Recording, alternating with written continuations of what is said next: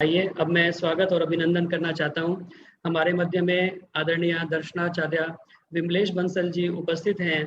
बहुत ही बहुमुखी प्रतिभा संपन्न हैं और आशु कवि एक तो होते हैं जो जिन्हें कहते हैं तुरंत कविता बना देते हैं, लेकिन वो आशु कवि के भी अगली कोई स्टेज है तो उस स्टेज पर वो पहुंच चुकी हैं और बहुत ही उनके अंदर से कविताएं इस प्रकार से सहज रूप से फूटती हैं कि वो प्रत्येक विषय की बहुत सुंदर तरीके से अपने काव्य के माध्यम से उसको निरूपण कर देती हैं सहज ही तरीके से। उनका बहुत बहुत धन्यवाद हमारे साथ में जुड़ने के लिए। और बहुत ही सुंदर जो विषय हमारा चल रहा है काव्यमय कठोपनिषद कथा, उसकी 3 कड़ियाँ पहले हो चुकी हैं, आज चौथा भाग है और उसका समापन है। आज वह काव्यमय कठोपनिषद कथा जो है वो पूर्णता को प्राप्त होगी। तो मेरी प्रार्थना है आदरणीय दर्शनाचार्य विमलेश बंसल जी से कि वो कृपया काव्यमय कठोपनिषद कथा का आज जो अगला उसका भाग है उसको हमारे सामने प्रस्तुत करें। दर्शनाचार्य विमलेश जी बंसल।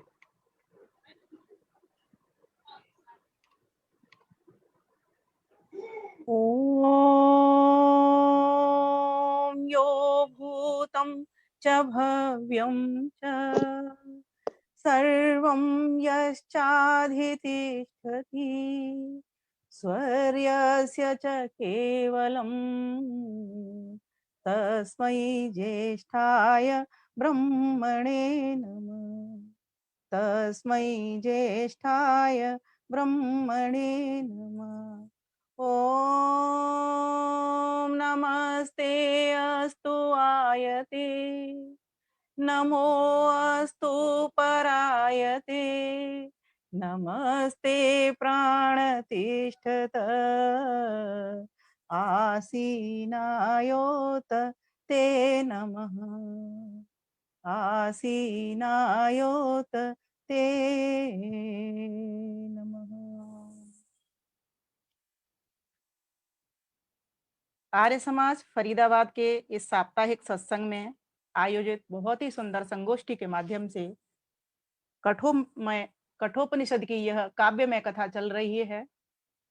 आप सभी भाइयों को, चाहे वो फेसबुक पर हो, यूट्यूब पर हो या फिर ये व्हाट्सएप पर हो, टेलीग्राम पर हो, सभी को जहां जहां से भी जुड़े हैं सभी को मैं हार्दिक नमन वंदन अभिनंदन करती हूँ। और जो मेरे छोटे भाई जो जितेंद्र तायल जी हैं उनके लिए तो मैं बहुत बहुत साधुवाद देती हूँ, धन्यवाद भी करती हूँ और शुभकामनाएं आशीर्वाद भी देती हूँ। साथ ही ये जो अभी कार्यक्रम हम जैसे कि सुना कि रविंद्र गुप्ता जी की आज शुभ वैवाहिक वर्षगांठ भी है, उनको भी मेरी ओर से खूब खूब शुभकामनाएं और बधाई। और एक मैसेज इसमें और चल रहा था कि किसी का अपने प्रिय परिजन से भी किसी का वियोग हुआ था, उसके लिए भी कुछ शांति के लिए बात की जा रही थी, तो उनके लिए भी मैं सादर विनम्र श्रद्धांजलि प्रेषित करती हूँ।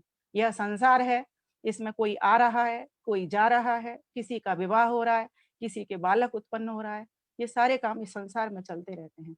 शायद इसी बात को लेकर के उपनिषदकार ने इस कठोपनिषद की रचना कर दी। तो आइए आज जानते हैं, 3 भाग हमारे हो चुके हैं, आज हम समापन सत्र की ओर हैं। अथ श्री कठोपनिषद कथा, अथ श्री कठोपनिषद कथा। कथा है पुरुषार्थ की, परमार्थ की और प्रार्थ की, ज्ञान और वैराग्य के अभ्यास की, अध्यात्म की। अथ श्री कठोपनिषद कथा, अथ श्री कठोपनिषद कथा। प्यारे भाइयों बहनों, थोड़ा सा मैं चाहूंगी इसको संक्षिप्त रूप में जो पिछले के 3 भाग हैं उनको भी मैं आपके समक्ष रख दूं, क्योंकि बीच में एक शुक्रवार निकल गया था, व्यस्तता अधिक चल रही है इन दिनों कार्यक्रमों की, इसीलिए मैं उपस्थित नहीं हो सकी। तो थोड़ा सा मैं उसको भी चाहती हूँ कि जो पिछली बार हमने कहा, क्योंकि आज का जो बचा है वो सिर्फ छठी बल्ली बची है, थोड़ा ही विषय है। वैसे तो मेरे लिए एक प्रवचन के लिए वो पूरा विषय है, लेकिन फिर भी मैं चाहती हूँ कि आपको थोड़ा सा पीछे की ओर मैं ले चलती हूँ। तो हमने जो कथा का प्रारंभ है वो यहाँ से होता है। आप सभी को पता है कि वाजश्रवा ने सर्वमेध यज्ञ रचाया, जिसको कि विश्वजीत यज्ञ भी कहते हैं। और उसमें उसने बूढ़ी गौओं को दान कर दिया, जबकि उसका संकल्प था कि प्रिय वस्तुओं का दान किया जाए। उसने यह नहीं विचारा कि ये जो बूढ़ी गऊ हैं, इनका मैं जो दान कर रहा हूँ, वो किसी के घर में जाकर के क्या वो दूध देगी जो कि अंतिम पानी पी चुकी है। तो सोचिए, जिस व्यक्ति के घर में कोई दान दिया जाए या दक्षिणा दी जाए या कोई वस्तु भेंट की जाए, ये बहुत ही शिक्षाप्रद कहानी है। इसके प्रत्येक पद में, प्रत्येक श्लोक में, प्रत्येक मंत्र में ऐसी शिक्षा भरी हुई है कि प्रत्येक पद पद पर, मंत्र मंत्र पर, एक एक शब्द पर ये शिक्षा देती हुई चलती है। क्योंकि हमारे पास समय लिमिटेड होता है, हम इसीलिए हर बात को नहीं खोल पाते हैं यहाँ पर। तो यहाँ पर कहा गया कि दान भी किसी ऐसी वस्तु का व्यक्ति को करना चाहिए कि जो अपने लिए सबसे प्रिय हो, जिसको हम चाहते हैं, वही सात्विक शुद्ध दान कहलाता है। तो जब वो इस तरह की गऊओं का दान करने लगे, तो नचिकेता ने देखा कि मेरे पिता का संकल्प तो ये था कि प्रिय वस्तुओं का दान किया जाए, और दान किसका कर रहे हैं। तो उन्होंने पिताजी को कहा, पिताजी आप ये क्या कर रहे हैं, आपका संकल्प तो प्रिय वस्तु का है, और ये बूढ़ी गऊ हैं जो कि अब अंतिम पानी पी चुकी हैं, अंतिम घास चर चुकी हैं, जिनके स्तनों में दूध अब बिल्कुल नहीं आता है, ऐसी गऊओं का आप दान कर रहे हैं, ऐसा क्यों? आपको तो प्रिय वस्तुओं का दान करना चाहिए। तो जब उन्होंने 2-3 बार इस तरह से कहा, तो तीसरी बार में उसके पिता ने क्रोधित होकर के कह दिया कि जा, तू मेरे लिए सबसे अधिक प्रिय है, मैंने तुझे ही, यमाचार्य को, मृत्यु को दे दिया। मृत्यु के, जैसा कि मैं बताया करती हूँ, 2 अर्थ होते हैं। मृत्यु आचार्य को भी कहते हैं और मृत्यु यम को भी कहते हैं। यहाँ पर भी एक समझने के लिए आपके लिए बात आती है कि कई लोग समझते हैं कि यम कोई परमात्मा का दूत है जो लेने के लिए आता है, और यम वायु को भी कहते हैं। तो यहाँ पर जो हम अर्थ लेंगे, यहाँ पर सिर्फ आचार्य वाला अर्थ लेंगे, मृत्यु वाला अर्थ लेंगे, वो वाला कि जैसे कि एक आचार्य के पास जब विद्यार्थी जाता है, छोटा बालक पढ़ने के लिए जाता है, तो उसके जो पुराने संस्कार हैं, गलत संस्कार हैं, गलत वासना है, उनको मार करके वो उसको नया जीवन देता है। तो इस प्रकार से वह यमाचार्य के दरवाजे पर चला जाता है। यमाचार्य वहां पर मिलते नहीं है, घर वालों उसको खाने पीने के लिए बोलते भी हैं, लेकिन वो 3 दिन तक, यमाचार्य के नहीं आने तक, वो भूखा ही रहता है। जैसे ही यमाचार्य आते हैं, उसको देखते हैं कि अतिथि आया है, द्वार पर भूखा है, तो वो उसको कहते हैं कि इसके बदले में तू 3 वर मुझसे मांग ले। क्योंकि कहा जाता है कि अगर कोई अतिथि आए और बिना कुछ लिए चला जाए या बिना खाए पिए चला जाए, तो वह उसके पुण्य कर्मों को ले जाता है जो यजमान होता है, जिसके घर में कोई व्यक्ति अतिथि बन करके जाता है। यह भी, यहाँ पर भी एक शिक्षा आती है कि हमको अतिथि का स्वागत सत्कार सम्मान करना चाहिए। तो फिर यमाचार्य ने कहा कि 3 वर मांग। तो उसने पहला वर तो ये मांगा था कि मेरे पिता वीतमन्यु हो जाएं, अर्थात क्रोध से रहित हो जाएं, और मुझे पहले की तरह अपना पुत्र स्वीकार कर ले। जब मैं वापस लौट करके आपसे शिक्षा लेकर के जाऊं, तो मुझे अंगीकार कर लें। फिर दूसरा वर की बात आई, तो उन्होंने कहा कि मुझे दूसरा स्वर्ग का रहस्य मैं जानना चाहता हूँ, ये स्वर्ग क्या है, इसके बारे में समझना चाहता हूँ। तो यमाचार्य ने कहा, तथास्तु, ठीक है, यह भी आपके लिए वर दे दिया, आपको मैं पूरा इसका रहस्य बताऊंगा कि ये स्वर्ग क्या होता है। तो उन्होंने 4 आश्रमों से 3 संधियों के बारे में वर्णन कर दिया, क्योंकि चारों आश्रमों के भीतर ही 3 संधियों के मिलन से ही वो अग्नि उत्पन्न होती है, वो ज्ञान उत्पन्न होता है। जैसे कि ब्रह्मचर्य आश्रम में जब विद्यार्थी होता है तो उसको ज्ञान की प्राप्ति होती है, गृहस्थ में जाता है तो अपने स्व से वो फिर अपने परिवार के लिए कुछ करना चाहता है। जैसे पहले तो ब्रह्मचारी होता है, तब तो वो सिर्फ अपने लिए ही करता है, अपनी विद्या में रत रहता है और अपना पढ़ना पढ़ाना खाना पीना इतना करता है। लेकिन जैसे ही वो गृहस्थी में जाता है, तब फिर वो कैसा होता है, अपने शादी विवाह करके और अपने बच्चों के लिए वो करता है, अपने परिवार के लिए करता है। उसके बाद में फिर वो क्या करता है, इस संधि को पार करके, जो ब्रह्मचर्य से गृहस्थ के बीच की संधि थी, इसको पार करके फिर वो क्या करता है, वानप्रस्थ में जाता है। वैसे आजकल देखा क्या जा रहा है कि वानप्रस्थ कोई लेता ही नहीं है। तो ये भी एक शिक्षा है कि जहां पर है वहीं ना फंसे रह जाएं, वहां से आगे भी हमको निकलने की तैयारी करनी चाहिए।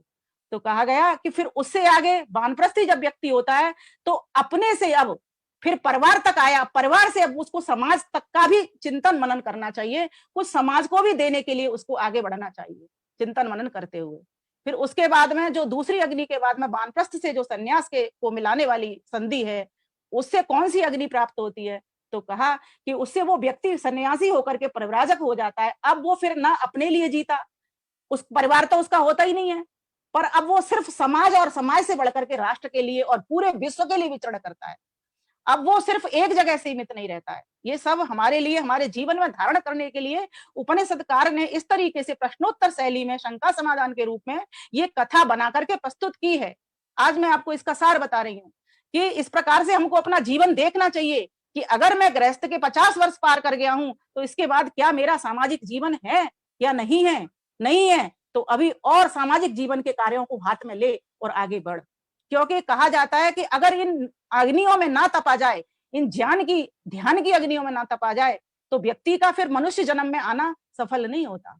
व्यक्ति को अगर मनुष्य का जन्म सफल करना है, व्यक्ति को अपना जीवन सफल करना है, तो उसमें इन अग्नियों में से होकर के पार निकलना ही पड़ेगा। इन चारों आश्रमों की तीनों संधियों को गुजारना ही पड़ेगा।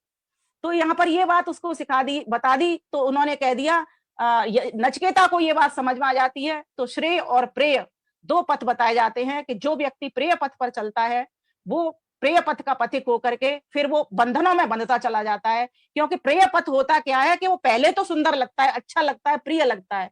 अब जब मॉल है, पिक्चर हॉल है, ये परिवार का सुख है, ये सब बहुत अच्छा लगता है, लेकिन धीरे धीरे देखते हैं कि इनके भीतर कितना कितना दुख भरा हुआ है। पिक्चर हॉल में गए, पिक्चर की टिकट ली हाथ में, लेकिन पता लगा कि आग लग गई कहीं। तो इस प्रकार से बहुत सारा इस संसार के भीतर हम देखते हैं। पुत्र हुआ और पता चला 5 साल के बाद चल बसा। तो जिसके कारण आने आगमन से खुशी हुई, उसके जाने से भी हमको दुख होता है।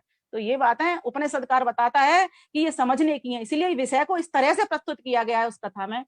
तो कहा कि नचिकेता तू तो समर्थ हो गया, इस प्रिय मार्ग को भी समझ गया, श्रेय मार्ग को समझ गया। उसको कहता है कि तू ऐसा कर। तब फिर उसने ये बातें बता दी और उसको कह दिया कि चल तू इस त्रिनाचिकेत अग्नि को तो पार कर जाएगा, इसलिए उसको एक माला पहना दी कि तू यहां से विजेता हो गया। लेकिन उसके बाद में जब बात चलती है, वो तीसरे वर्ग की बात कहता है कि मैं चाहता हूं कि मुझे आत्मा का रहस्य भी बताया जाए, मैं जानना चाहता हूं ये आत्मा होती क्या है। तब फिर उसको कहता है यमाचार्य कि तू मुझसे ये आत्मा का रहस्य मत पूछ, तू अभी छोटा है, तू अभी कम जानने वाला है। क्योंकि आचार्य का क्या करते हैं, परीक्षा विद्यार्थियों की परीक्षा लेते हैं कि एक बार मना कर दूंगा, देखता हूं अब इसमें कितनी जिज्ञासा बची हुई है, अगर ये जिज्ञासु होगा तो फिर दोबारा मेरे पास आएगा।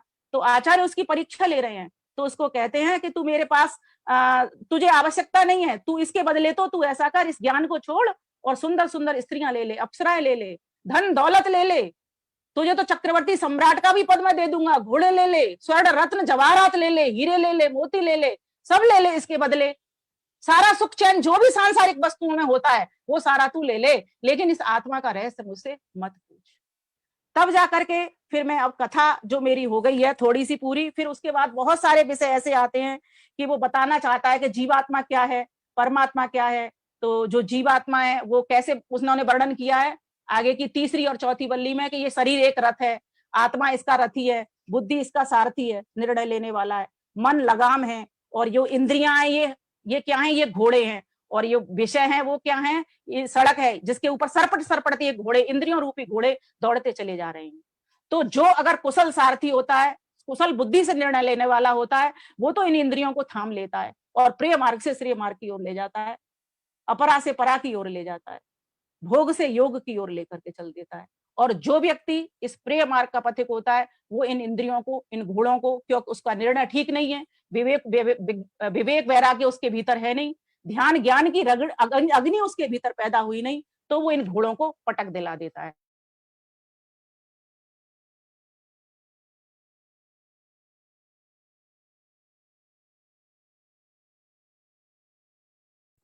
आवाज चली गई।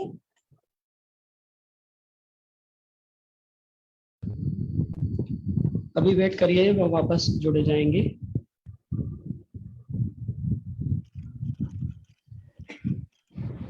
आवाज तो आ रही थी। कृपया इंतजार करें, वहां पे शायद लाइट चली गई।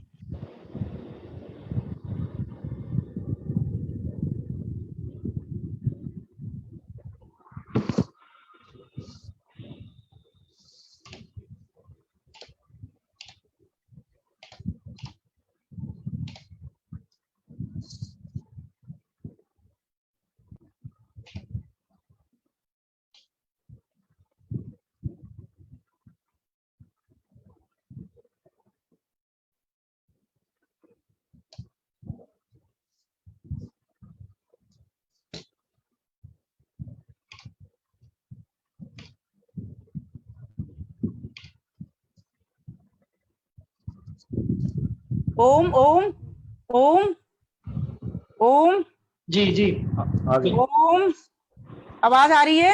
हाँ जी आ आगे। गया आ गया। और लाइट चली गई थी, क्षम्यताम, डाटा से किया है अभी। हाँ, तो मैं अपना विषय आगे बढ़ाती हूँ। तो फिर उसके बाद में बताया कि संसार का सुख कैसा है। तो ये संसार का सुख भी ऐसा है जैसे मृग मरीचिका होती है, रेत में जल दिखाई देता है, लेकिन जल वहां जाकर पास जाकर के देखो तो होता नहीं है। इस प्रकार से ये संसार है, जो संसार में इसी तरीके से व्यक्ति सुखों में भटक रहा है, लेकिन सुखों में को लेते लेते वो दुखों में फंस जाता है। तो इस संसार से कभी भी किसी की तृप्ति नहीं हुई। तो इस प्रकार से न धन से तृप्ति हुई, उसके लिए तो सूत्र कह ही दिया था, न वित्तेन तर्पणीयो मनुष्य, और न इस संसार से भी जो कि अनित्य है, हमेशा जा रहा है, इससे भी किसी की तृप्ति होती नहीं है। तो इस बात को वो नचिकेता समझ गया है। तो और फिर आगे आया था कि ये जीवात्मा है क्या। तो इसके 4 नाम बताए थे, देही, श्रोता, मंता, इस प्रकार से दृष्टा, वसु, होता।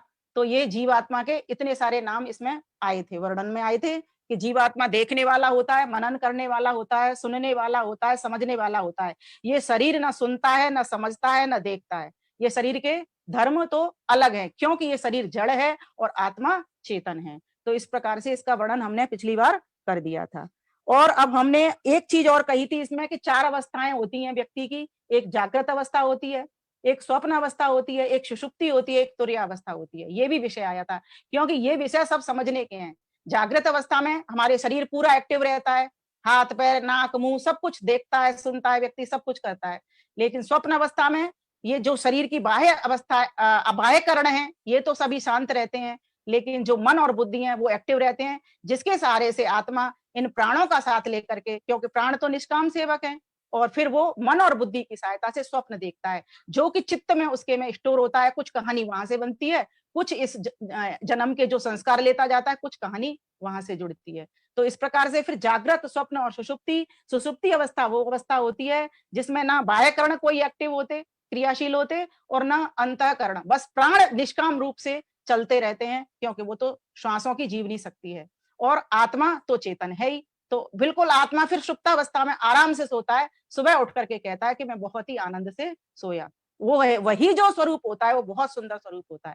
लेकिन चौथी स्टेज और अच्छी इसमें बता दी है कि तुर्या अवस्था। तुर्या में क्या होता है, जागृत अवस्था के भीतर जब व्यक्ति एकाग्र चित्त हो जाता है, समाधिस्थ हो जाता है, संप्रज्ञात और असंप्रज्ञात दोनों समाधियों में जाने वाला होता है, तो ऐसा व्यक्ति फिर वो ज्ञान की, बोध की अवस्था को प्राप्त करके परमानंद को प्राप्त करता है। तो यहां तक का वर्णन हमने समझ लिया था। अब आ रहा है कि ये जो शरीर है वो कैसा है, एक उल्टा टंगा वृक्ष है। तो मैं यहां से अब अपने काव्य को प्रारंभ करती हूँ। छठी वल्ली में समझाया, जीव जगत की क्या है माया।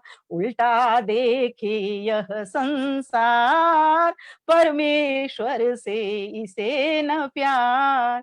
प्रकृति को सब कुछ माने, परम पुरुष को ना पहचाने। उल्टी देखी इसकी रीत, जो शास्त्रों के है विपरीत। सत्य सनातन एक प्रभु है, साक्षी कर्मा ध्यक्ष विभु है। हे नचिकेता जान उसी को, सच्चे दिल से मान उसी को।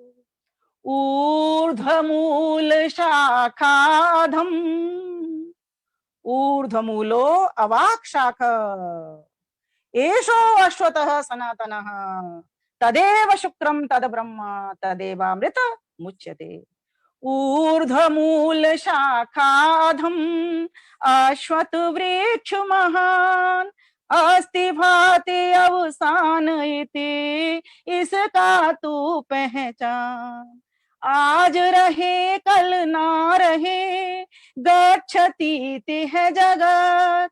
सर सर सर के सर सर सर के सर्पवत, निश्चल है तत्सत।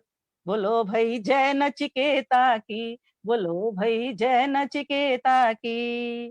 कितना सुंदर ज्ञान नचिकेता के द्वारा, यमाचार्य के द्वारा हमको प्राप्त हो रहा है। बता दिया कि ये संसार कैसा है, ये शरीर कैसा है? एक उल्टा टंगा हुआ वृक्ष है। एक मन में आप कल्पना कीजिए मेरे कहते के साथ ही, इस वृक्ष को देखिए, वृक्ष की कल्पना करिए मन में कि कैसे वो होता है, कैसी उसकी शाखाएं होती हैं और कैसे उसका मूल होता है। और एक अपना देखिए शरीर। अब इस शरीर को उल्टा कर लीजिए तो आप कैसे हो, टांगे ऊपर को हो जाएंगी, है ना, टांगे ऊपर को होंगी लटकी हुई, हाथ भी लटक जाएंगे, और ये जो सिर है, सिर के जो बाल हैं वो बिल्कुल वृक्ष की जड़ की तरह। तो ये शरीर है, जैसे अगर इसको उल्टा कर दिया जाए, इस तरह से ये संसार का भी ये एक ऐसा वृक्ष है कि वो उल्टा टंगा हुआ है। तो ये शरीर कैसा है? ये अनित्य है, ये नित्य नहीं है, क्योंकि ये जा रहा है। कैसे जा रहा है? सरसर करके, धीरे धीरे करके। जैसे बचपन से जवानी किशोर अवस्था आई, किशोर से जवानी अवस्था आई, जवानी से वृद्धावस्था आई, वृद्धावस्था से जरा अवस्था आई। तो इस प्रकार से ये सरक रहा है धीरे धीरे करके। और ये सिर्फ हमारे शरीर ही नहीं, ये पूरे ब्रह्मांड में भी हम देखते हैं, वृक्षों को भी देखते हैं। जो जो चीजें बनती हैं, जो जो ध्यान देना इस शब्दों के ऊपर, जो जो चीजें बनती हैं वही मिटती हैं, वही बिगड़ती हैं। तो वह अपनी एक स्टेज को पार करके जाती हैं और फिर वापस आ जाती हैं। तो ये ऐसा जो अश्वत्थ का वृक्ष है, एक शब्द आया यहाँ पर संसार, संस्कृत संसार है जो सरक रहा है। फिर आया जगत, जगत जो धीरे धीरे करके गच्छति जगत है, जो जा रहा है। तो इस प्रकार का ये संसार है। और इसी प्रकार का ये ब्रह्मांड में तो पूरा संसार, और ये पिंड में अपना शरीर, यह भी जा रहा है। जब हम छोटे से बालक थे तो कैसा रूप सलोना था हमारा, फिर ठीक 7 वर्ष के बाद अपना एक फोटो देखिए बचपन के बाद में, फिर कैसा कैसा स्वरूप हमारा बदल जाता है, कितना परिवर्तन आता है। फिर उसके बाद में फिर आप देखिए किशोर अवस्था में कितना परिवर्तन आ गया, फिर देखिए और जवानी में कितना परिवर्तन आया, उसके बाद वृद्धावस्था में देखिए, फिर जरावस्था में देखिए बिल्कुल हाथ पैरों में किस तरह से झुर्रियां पड़ जाती है। तो ये सब, और फिर उसके बाद में ओम स्वाहा हो जाता है, ओम तत्सत हो जाता है। तो जहां ये जा रहा है, जहां से ये निकला है, वो कौन है? ए तद वही तद ब्रह्म, वही ब्रह्म है, वह शुक्र है, वह इससे अलग है, इससे असंग है। संसार में रहता है, संसार को बनाता है, संसार को चलाता है, लेकिन इस संसार को बनाने के बाद में मिटाता भी तो है। तो जो अवस्था है वो परमात्मा कैसा है? अस्थि है, भू है, भुवा हो रहा है, स्व आनंद के लिए हो रहा है। जीवात्मा के आनंद के लिए उस परमात्मा ने संसार को रचाया कि जीवात्मा यहाँ पर भोग करते हुए, अपने कर्मों का फल भोगते हुए आनंद की प्राप्ति करे। तो इस प्रकार से इस संसार का स्वभाव समझिए। संसार से इसीलिए चिपकिए मत, यहाँ पर कैसे रहिए? बिल्कुल कमलवत रहिए। बाजार से निकला हूं लेकिन खरीदार नहीं। देखिए मॉल देखिए, कौन मना करता है, पिक्चर हॉल देखिए, सब देखिए, लेकिन उनसे चिपकना नहीं। और चिपक कौन नहीं सकता? जिस व्यक्ति को ये विवेक हो गया है कि ये संसार तो जाएगा, मेरे पुत्र भी जाएगा, मेरी पत्नी भी जाएगी, मेरे पति भी जाएगा, सभी जाएंगे, हमारा सर। लेकिन कहना इतना आसान लग रहा है ये, लेकिन इसको जब ये हम वियोग किसी वस्तु से, व्यक्ति से, स्थान से होता है तो कितनी कठिनाई हमको पड़ती है, ये समझने की बात है। जबकि इस शरीर में हम प्रतिक्षण मर रहे हैं, इस अभी अपने पिंड में, तभी तो ये रूप में परिवर्तन हो जाता है। ये कैसे होता है? जवानी आई, वृद्धावस्था आया, ये कैसे हुआ? इसी तरह से। तो ये संसार कैसा है? परिवर्तन वाला है। और मैं कैसा हूं? मेरा मुझ में परिवर्तन होता नहीं, न जलना, न कटना, न सड़ना, न बढ़ना, न घटना, कुछ नहीं होता। और ईश्वर, वो ईश्वर जो कि सारे संसार को बना रहा है, इसमें रह रहा है, सब कुछ कर रहा है, उसमें भी कुछ गड़बड़ नहीं होती और वो चिपकता ही नहीं है। तो 3 पदार्थ नित्य हैं। लेकिन ध्यान दीजिए, ये संसार को फिर कैसा कह दिया इन्होंने? सनातन। अब सनातन से आप कहोगे ये तो जा रहा है, सनातन क्यों कह दिया? सनातन इसलिए कह दिया कि प्रकृति में चला जाता है। प्रकृति तो नित्य है ना, संसार अनित्य है, संसार जाने वाला है, किसमें चला जाता है? ध्यान दीजिए, कोई भी तत्व नष्ट नहीं होता, सभी अपने सूक्ष्म कारण में, परम सूक्ष्म कारण में प्रकृति के भीतर प्रतिष्ठित हो जाते हैं। और प्रकृति किसके भीतर पड़ी हुई है? सूक्ष्मात्म सूक्ष्म परमात्मा के भीतर पड़ी हुई। ये समझने की बात है। तो फिर हमको किसका वर्ण करना चाहिए? सबसे अधिक स्वर्यस्य च केवलम, अभी मैं मंत्र बोल रही थी ना प्रारंभ में, सुख किसके भीतर है सबसे अधिक? लाभ किससे अधिक हमको मिल रहा है? उस परम पिता परमेश्वर। किसने ये संसार बना दिया? किसने ये नाना प्रकार की चीजें रच दी हमारे लिए? किसने ये भोग्य सामग्री बना दी हमारे लिए? कौन हमको अपवर्ग की ओर विद्या विवेक दे करके मोड़ने वाला है? किसने हमको वेद का ज्ञान दिया? कौन हमको न्याययुक्त कर्मों का फल दे रहा है? ये प्रश्न उठाइए। आप नचिकेता हो, और यही समझाने के लिए उपनिषदकार ने ये इसको, नचिकेता को इस प्रसंग में रखा। ये कहानी है, ये कहानी को हमको समझना पड़ेगा कि हमारे भीतर ये समझ आवे, ये विवेक आए। और ये कैसे पैदा होगी? इन आश्रमों को पार करते करते पैदा होगी। जब हम देखेंगे कि ब्रह्मचर्य में हम कैसे थे। निर्सद से बरसद, बरसद से रिसद, ऋतसद से व्योमसद, ये वर्णन भी इसमें हमने पढ़ लिया था। तो कहा आगे कि हम कैसे बने कि अपने लिए ही ना अब काम करें, अब हमारी जो उम्र है वो वानप्रस्थ में जाने की हो गई है, तो हम समाज संस्थाओं के लिए भी काम करें, इस संसार को देखें, अब ये संसार को सारा जा रहा है। आइए तो अब आगे काव्य पाठ कर लिया जाए। वृक्षों की जड़ नीचे होवे, धरती में जो दाना बोवे, अंकुर उसका यही बतावे, ऊपर अपना शीश उठावे। वृक्ष रूप का प्रभु है मूल, नचकेता ना उसको भूल, ऊपर मूल अधे है शाख, ऊपर अग्नि नीचे है राख। जो पिंडे सो है ब्रह्मांडे, भिन्न मति है मुंडे मुंडे, पिंड में सिर है ऊपर रहता, ब्राह्मण बन करके वो कहता। सोचो समझो और विचारो, प्रभु प्यारे को मन में धारो, रचना में है वो रचनाकार, ज्यों फूलों में गंध है सार, ज्यों फूलों में गंध है सार। वही शुक्र वही ब्रह्म है, वही शुक्र वही ब्रह्म है, वही अमृत की खान। नचिकेता इस ब्रह्म को आदि कारण जान। जगत का आधार है और आधेय संसार उसी में टिका हुआ है। तस्मात् लोकाश्रिता, सब उसके भी ऊपर आश्रित है।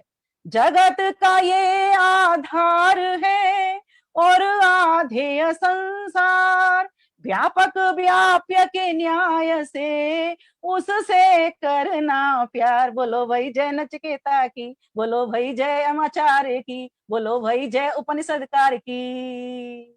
कितना सुंदर ज्ञान दे रहा है उपनिषदकार। धन्य है परमात्मा देव, तूने कैसी रचना की, ये मानव का मस्तिष्क बनाया, जिन्होंने कितना सुंदर प्रेजेंटेशन हमारे समक्ष रखा कि हम अपने जीवन का कल्याण कर सकें। आगे कहा प्राण पवन अग्नि और भानु, उसके भय से तपे कृषाणु, मृत्यु भी उससे है भय खावे, लोक लोकांतर डरता जावे। उस ईश्वर को जान अभी से, उसको अपना मान अभी से, तब सृष्टि में फिर नहीं आवे और लोक में चलता जावे। चलते चलते पंथ हो थोड़ा, उससे घर संबंध है जोड़ा। महत्वपूर्ण बात, चलते चलते पंथ हो थोड़ा, उससे घर संबंध हो जोड़ा। बोध से पहले छुटे न शरीर, तो मिट जावे सारी पीर।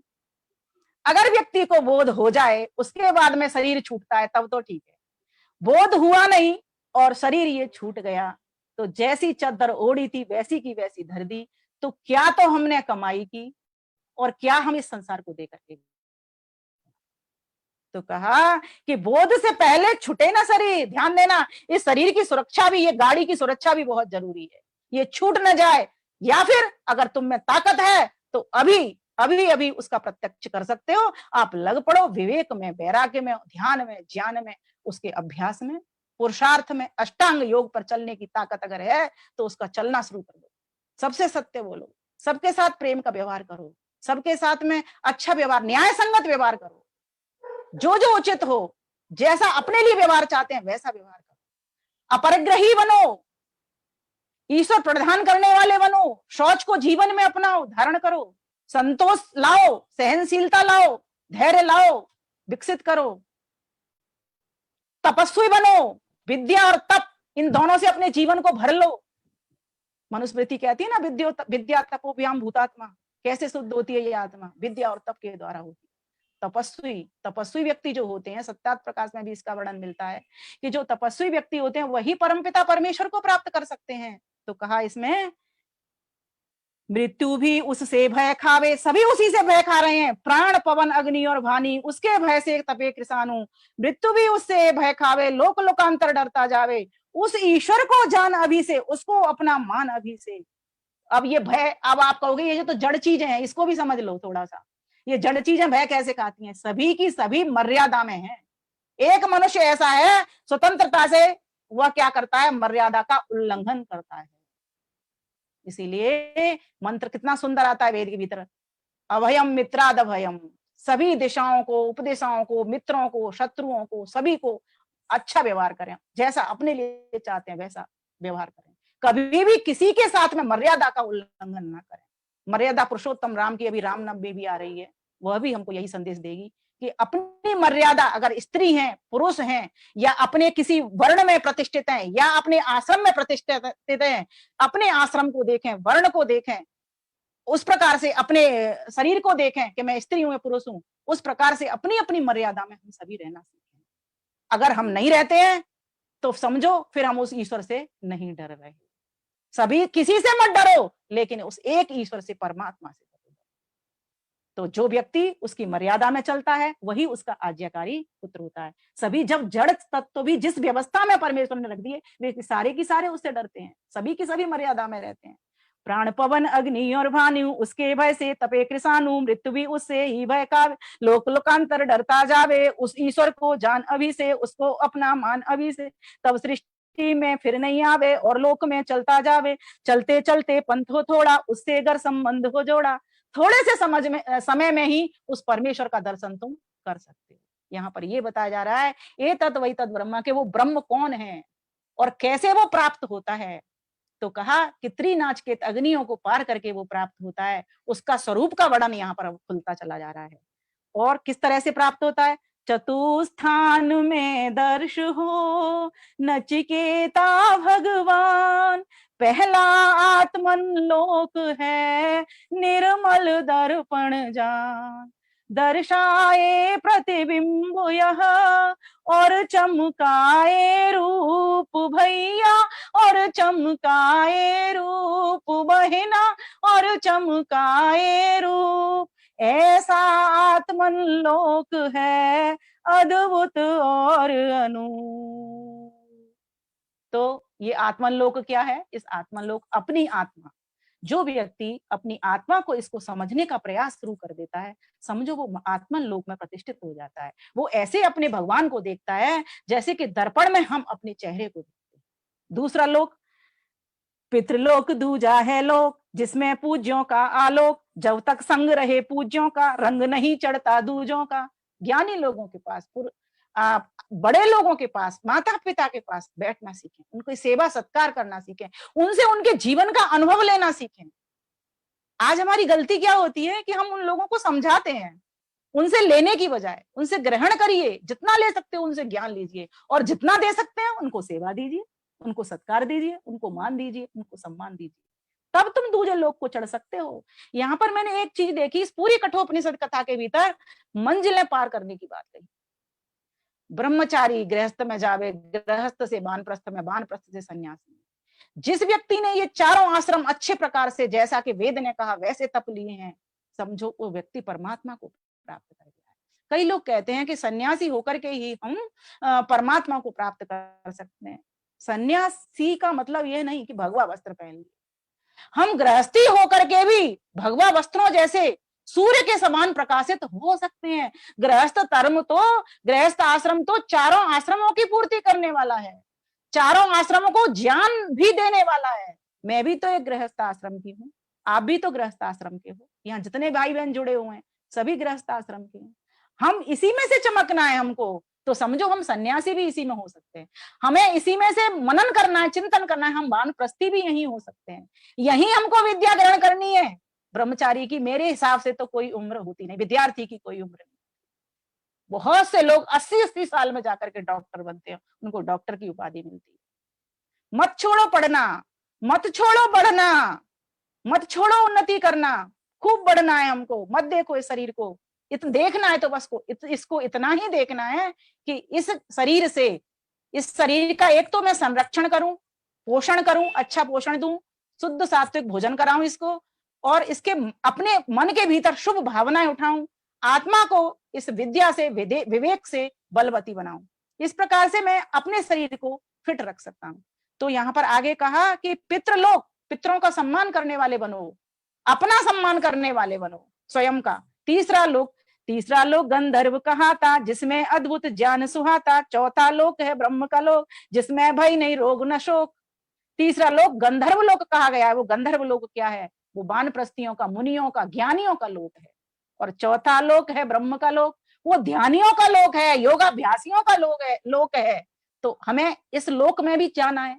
ये लोक क्या, ये चरण है। ये कोई लोकों का मतलब ये नहीं कि जड़ लोकों की बात कर रही हूँ, पृथ्वी लोक हो या लोक का मतलब यहाँ चरण, पद, अंश इस तरह से ग्रहण करेंगे तो हम सभी अपने आप को जाने, अपने पूज्य माता पिताओं को जाने, अपना सम्मान करें, उनका सम्मान करें, ज्ञानियों के पास बैठ करके उनका सम्मान करें, सत्कार भी उनका करें, और ध्यानियों के पास जो योगाभ्यासी हैं निरंतर गंगा तीरे हिमगिर शिला बद्ध पद्मासनस्य, गंगा का किनारा हो, पद्मासन का आसन हो और बैठ जाओ ध्यान लगा करके। परमात्मा वो मेरे कब दिन आएंगे?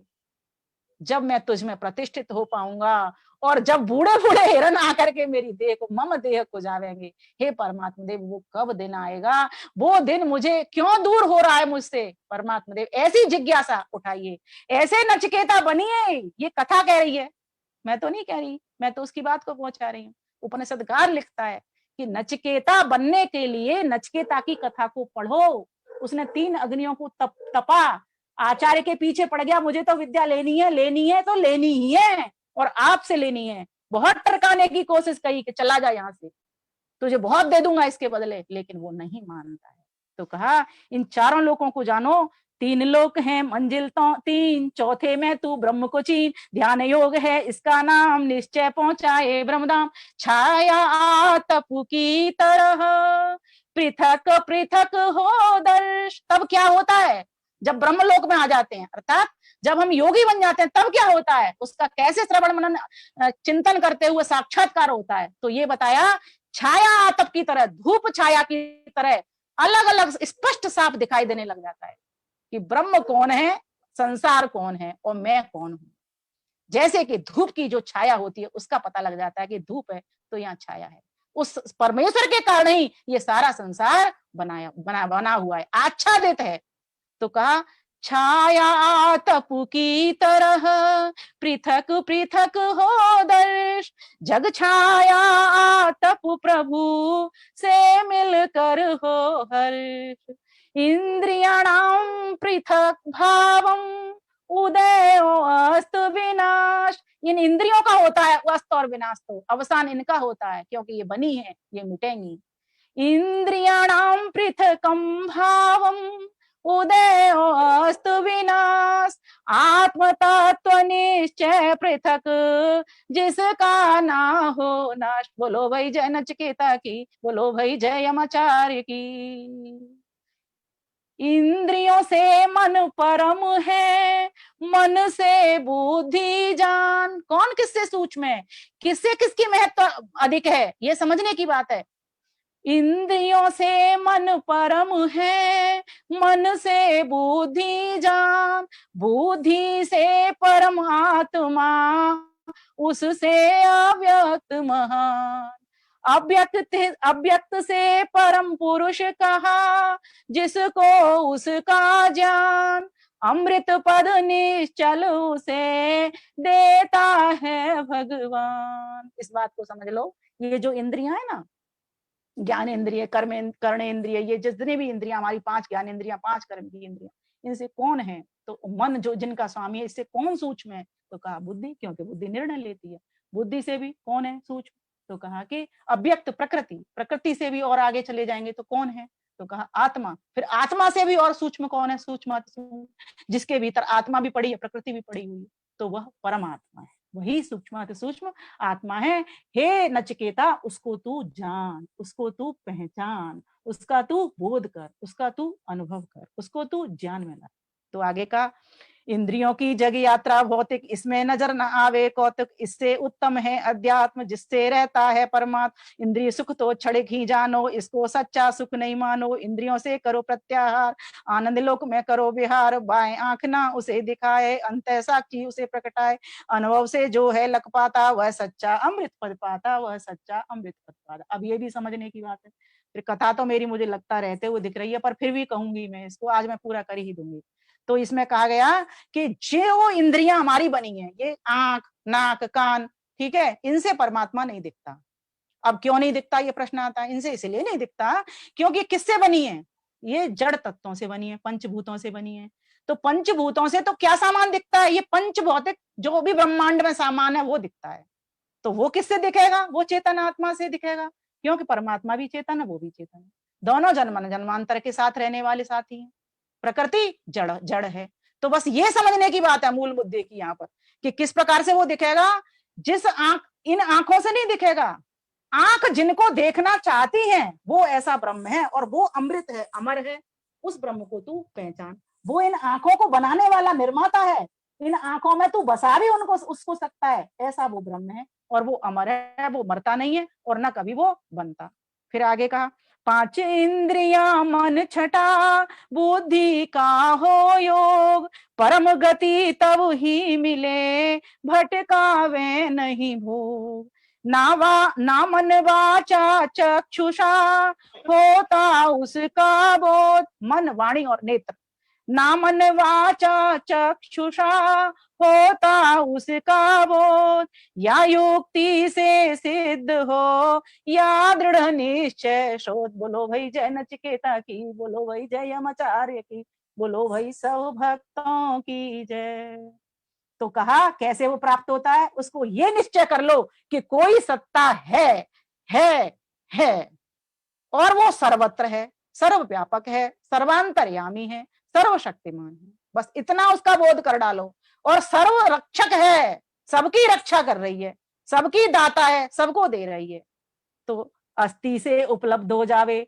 जब ये मानोगे कि वो है सत्ता, उसके कारण ये संसार है, अस्थि से उपलब्ध हो जावे। जो पावे निश्चय से पावे। युक्ति से है अस्थि ऊंची, देखो युक्ति से है अस्थि ऊंची, जाने दुनिया सकल समूची। युक्ति से अनुभव नहीं होते, अस्थि से मल क्यों ना धोवे। अस्थि से मनवाणी निर्मल, चित्त चंचल हो जावे शीतल। जब सब काम न शांत हो, मिले अमर पद आन। हस्त आम लखवत सके, नजर आए भगवान। पते की बात यहाँ पर कह दी, जब सब कामनाएं शांत हो जाएं। जिस व्यक्ति को शांति की इच्छा है, वो अपनी इच्छाओं को शांत करना सीख ले। ये है महत्व की बात। जब सब काम न शांत हो, मिले अमर पद आन। कौन सी इच्छा? सारी इच्छा का मतलब ये नहीं, सांसारिक इच्छा। वक्ता का अभिप्राय समझेंगे आप। सांसारिक इच्छा है हमारी शांत हो जाए। ईश्वर को पाने की तो इच्छा बनानी ही है, उसकी तो जिज्ञासा करनी ही है, तभी मिलेगा। और जो व्यक्ति जिज्ञासा करता है, संकल्प लेता है, वो अपने काम को पूरा कर ही लेता है। इस बात को आप संसार में देख सकते हो। सोनाड़ी रह जावे पीछे, वो कैसे मिलता है? हृदय ग्रंथि जब नष्ट हो और संशय हो दूर। विद्यते हृदय ग्रंथि छिद्यते सर्व संशया। सारे हृदय की गांठें खुल जाती हैं, सारे संशय दूर हो जाते हैं।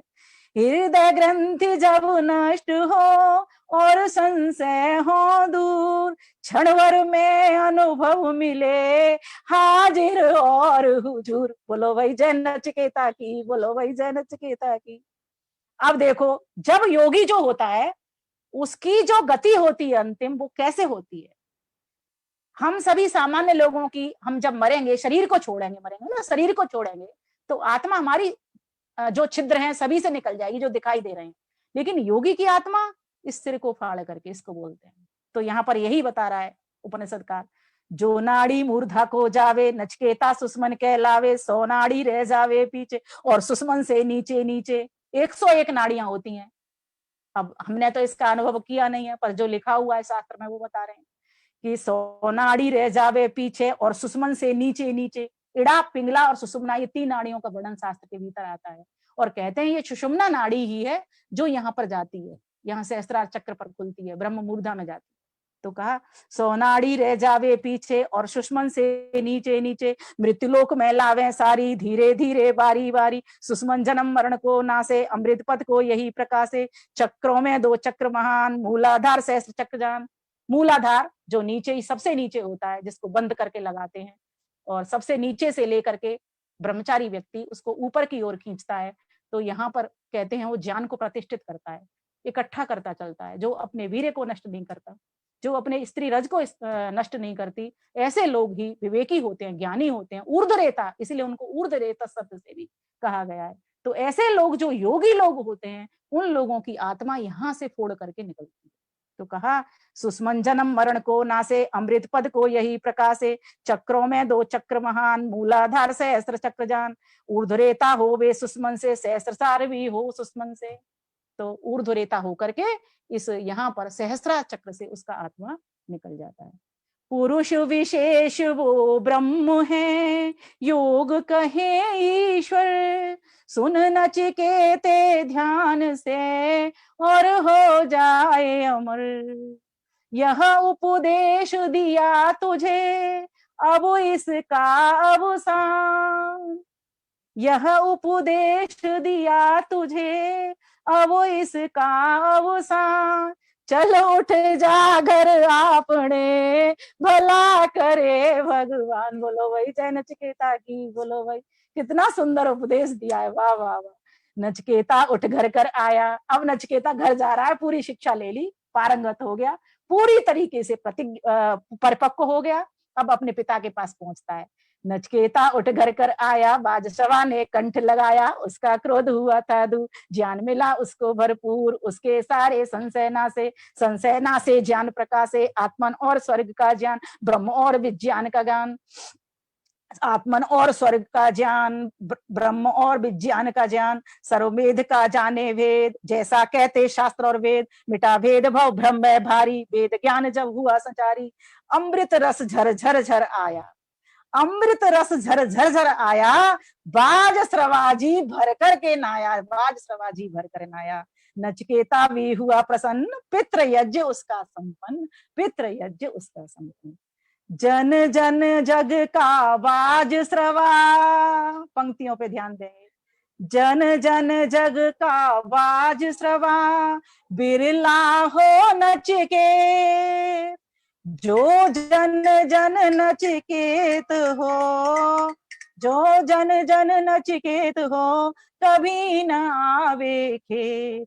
यह रहस्य उपनिषद का, जो कठ कठिन कहाय भैया, जो कठ कठिन कहाय, कठिन तपस्या जो करे वही अमर पद पाए। बोलो भाई जय नचिकेता की, बोलो भाई जय नचिकेता की, बोलो भाई जय सब संतों की, बोलो भाई जय सब भक्तों की, बोलिए सच्चिदानंद भगवान की जय, बोलिए आज के आनंद की जय। बहुत सुंदर नरेश जी, बहुत बढ़िया, बहुत बढ़िया, आनंद आ गया। बहुत बहुत धन्यवाद। ज्ञान को लेते हुए हम सभी उस परमात्मा के दर्शन करने वाले बने।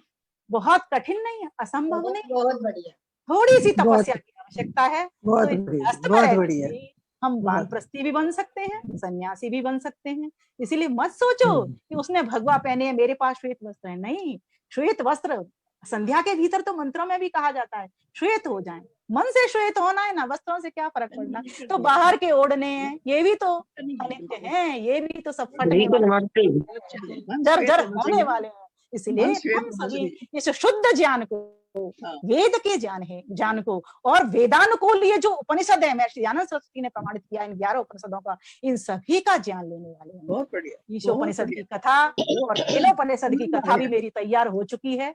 इसके बाद में कभी नंबर लगाऊंगी उनका भी। आप सभी का बहुत धन्यवाद करती हूँ, धैर्य से सुनने के लिए, श्रद्धा से सुनने के लिए बहुत बहुत धन्यवाद। बहुत बहुत नमस्ते। सभी को नमस्ते। और जितेंद्र भाई को तो विशेष धन्यवाद, साधुवाद। मेरे मुख से इतना आशीर्वाद निकलता है क्योंकि मंच उन्होंने मुझे दिया है, मेरा मंच नहीं है। हाँ, मंच है मेरा, भाई मेरा है, लेकिन उनका आदेश तो उन्हीं का है। इसीलिए उनके लिए तो मैं फिर से बारंबार नमन करती हूँ और परमात्मा से प्रार्थना करती हूँ इनकी पूरी बगिया को अच्छे प्रकार सिखलाए, इनके परिवार को तो सुंदर समृद्ध करे ही, और इनके पूरे ये आर्य परिवार जो आज हमारा मेला लगा हुआ है इस वेबिनार के माध्यम से, कितनी सारी संख्या आज मैं देख रही हूँ, मुझे भी अच्छा लग रहा है, हमारा बनता है आगे कुछ कहने के लिए। सभी का हृदय की गहराइयों से धन्यवाद करती हूँ, नमस्ते करती हूँ। बहुत बहुत धन्यवाद आदरणीय आचार्य जी का। यह मंच आपसे ही सुशोभित होता है और आप जैसे वक्ता यहाँ पर आते हैं तभी यह मंच की वास्तव में गरिमा बनती है। बहुत बहुत हृदय से धन्यवाद आपका इस मंच के साथ में जुड़ने के लिए और इतनी सुंदर कथा को। ये हमारा जैसे टीवी चैनल वाले होते हैं ना, उनकी टीआरपी होती है, और टीआरपी घटती बढ़ती है अच्छे प्रोग्रामों से। तो हमारे कार्यक्रम की टीआरपी को आपने इतना बढ़ाया है और एक्सक्लूसिव जो काव्य में कठोपनिषद कथा जो है वो हमारे इस मंच को प्राप्त हुई है। तो आपका हृदय से बहुत बहुत धन्यवाद। इतनी सुंदर कथा को हमारे बीच में पहली बार आपने प्रस्तुत किया है, पहली बार किसी मंच से प्रस्तुत किया है तो वो हमारे मंच से प्रस्तुत किया है।